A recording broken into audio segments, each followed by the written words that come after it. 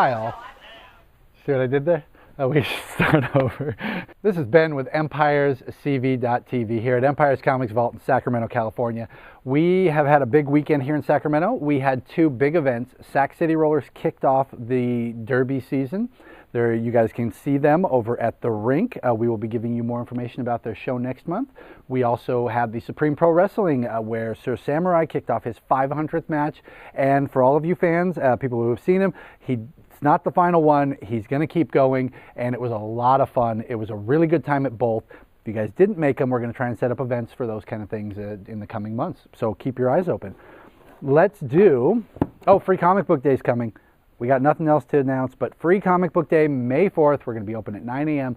15,000 comic books to give out. More info on that as we get closer. It may seem like it's a long way off, May 4th, but it's going to be here before we know it.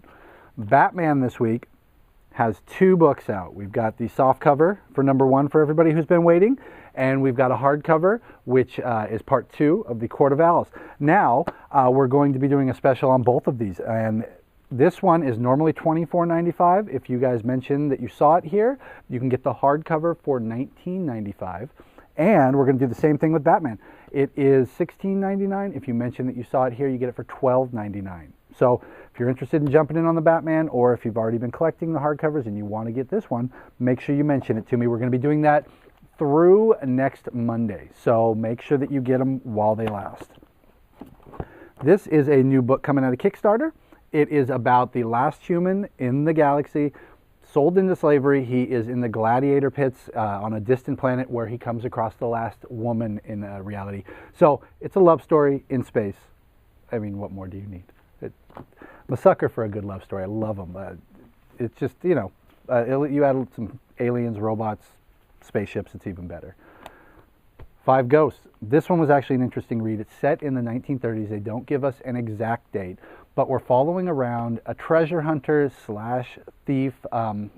He's got these abilities that they don't tell us how he got them yet, but he can conjure up 5 ghosts and use their unique abilities. You've got the wizard, the archer, the detective, the samurai, and I'm missing one. It is the detective, the vampire, which was a really odd one, but he conjures up the abilities and he literally can do those things that they can do. It's set in the 30s. We've got Nazis. We've got a Cthulhu-esque type thing going on. He's got a power that he doesn't understand, can't quite control. So a lot of things are happening. Really fun time period for this because it's during that time of adventure, time of discovery, where the world wasn't as small as it is today. So that one was a lot of fun for me. Coming out through Image, and another good startup book for them. One that really needs no introduction for everybody out there who read this last month. It was a horrible ending. I won't say anything because a lot of you read the trades, but I was really looking forward to this one and had to read it immediately. So many people read the trades, I can't really say much, and I think Saga speaks for itself, so I don't need to say any more. On to the Marvel front. We have got the X-Termination Part 1. It's been kind of building up in Age of X and in the Extreme X-Men, which are AKA the Exiles for everybody who hasn't been reading it. Wolverine is essentially tracking down Nightcrawler, who betrayed them in Uncanny X-Force, and he's going to bring him to justice. He's on his tail. Nightcrawler, this is the Apocalypse Nightcrawler, is trying to get home. He's completed his vendetta, wants to get back to his people, teams up with Hank McCoy, the evil Hank McCoy from the Apocalypse world, and in their attempt to get home, they set things in motion that is endangering the entire universe. So you've got Wolverine and his group. It's a makeshift group. It's essentially the Astonishing X-Men. You got Dazzler and the Extreme X-Men, and you've got the Age of Apocalypse people all trying to put a stop to this, while at the same time, I was about to tell you a little bit at the end. That was a fun read, and as an X-Men, as an X-Men fan, it's one of those essentials. Justice League. This one is dealing with the politics of the Justice League. They have opened up their doors. They've invited a ton of people. It's essentially Justice League International, and not all the heroes get along together. There's some misunderstandings, and this all takes place aboard the Watchtower satellite and sets things up in motion for the next villain. Now this one, a lot of you will remember, and I really enjoyed this back in the day. Well, back in the day, it was only a few years ago. It's a Steve Niles book. It's essentially, these two are the celebrity paranormal investigators. They've got an old school noir superhero. You've got a robot with a human brain. You've got two little girls that have psionic abilities. And it's a lot along the lines of Five Ghosts, only with a little more play to it. Like they're having fun with the whole concept. So it's a one-shot. It's a good place to jump in. Now this looks beautiful. I mean, the cover alone. But it's just a neat old school style, you know, horror, crime, noir. And in fact, they did it all in that kind of fashion.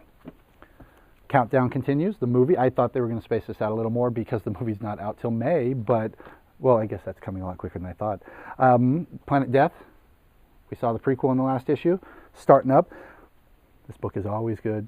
Gwen Stacy, in trouble. Who's there? Oh, that's Miles. It's not Pete. That's a little odd, actually. I'm going to stop on that one. We've got 2 Hickman books out. Hickman, we all know him. We all love him. The Captain America is still in Dimension Z. We've got a new Nova, Indestructible Hulk, and a Tuma. We have not seen a Tuma in a long, long time, so I'm really looking forward to that one. Another book that really doesn't need anything said for it. I think that you guys are all reading it already. Probably Bendis' second best work outside of Ultimate Spider-Man, All New X-Men. We got some Peter David in here. Hope you're feeling better, Pete. Continuing with that, as we're getting close to the end of the Green Lantern saga with Johns, Constantine has his own book. This will be a real test here. I want to see what the old school Hellblazer fans think.